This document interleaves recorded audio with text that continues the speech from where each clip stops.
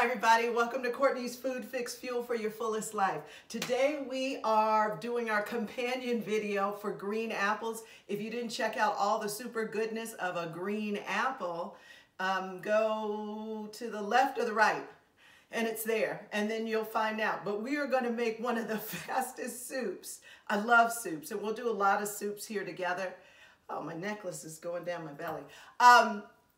And we're going to make a really quick butternut squash soup.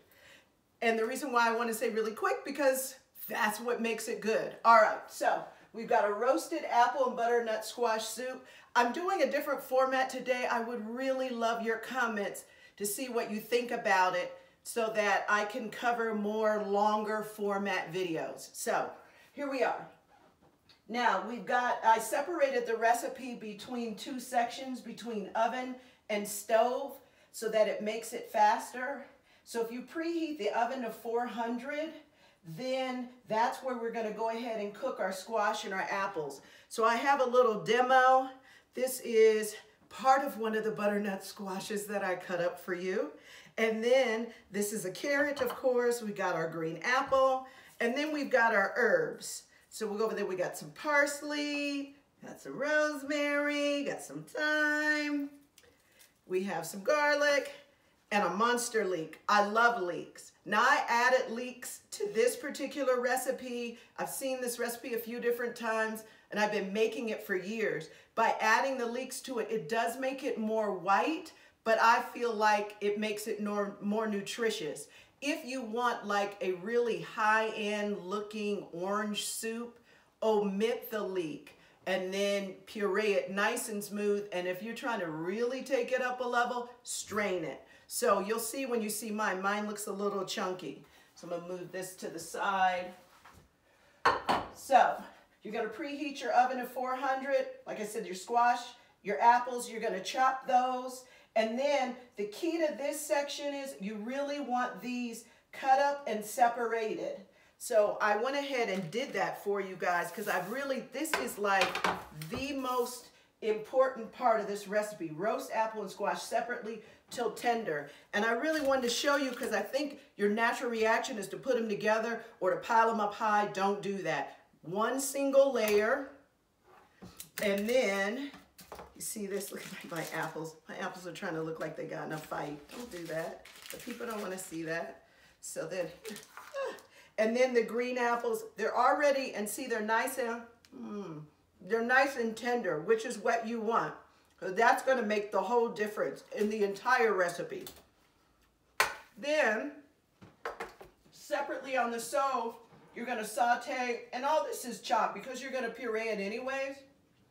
Just chop it as small as you want, then puree it. So you got your medium red onion, got a carrot, you got a leek, you got your garlic, and you got your stock. So what I did here is I actually wanted to show you, because this to me is the next second important part. So you got your pot, you got your avocado oil, you got your butter, you're sauteing. You go ahead and saute your veggies. Here I have some smoked paprika and fresh, which is my favorite. Where did it run away to? And fresh nutmeg, which I love because it adds that punch. So that's extremely important to me.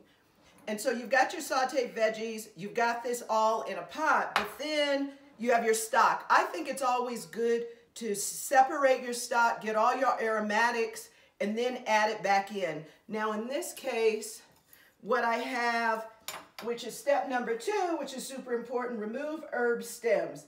I know that sounds kind of like normal, but it's funny how much when you're like moving really fast, how you'll forget it and then you're like, and you can't go back, not with rosemary. So in here I've got my rosemary, I've got some thyme stems, the garlic came out too.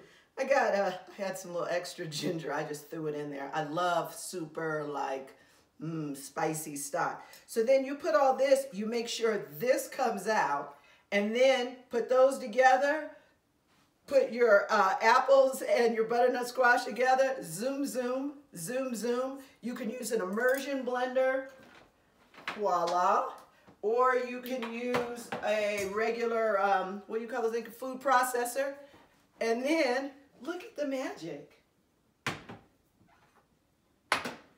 And then you have some soup. I'm gonna lean it like this. On top of mine, I actually made some glazed pecans and pistachios. Again, this soup, you can go lots of directions. You can have it for breakfast. You can pan fry an egg, add an egg to it. If you're trying to make it fancy, you can add creme fraiche to it. You can add other like spices to it. It even tastes good with a little bit of chipotle. If you want to do it super fancy, like you're making an old school clam chowder and adding sherry, you can add a little Calvados to it, which is an apple brandy. Want to learn more about that? Check out my drink at Happy Hour, Apple of My Eye. But the Calvados tastes really beautiful, just lightly added on top. Of course, if you're trying to do that for breakfast, I can't say nothing about that, but that's your business. And then that goes to our last one. Don't add too much liquor. If you make it at home by yourself, I would just say once you pour a little bit in a cup. All right, thank you again for always joining me here at Courtney's Food Fix. And I love you. See you next time.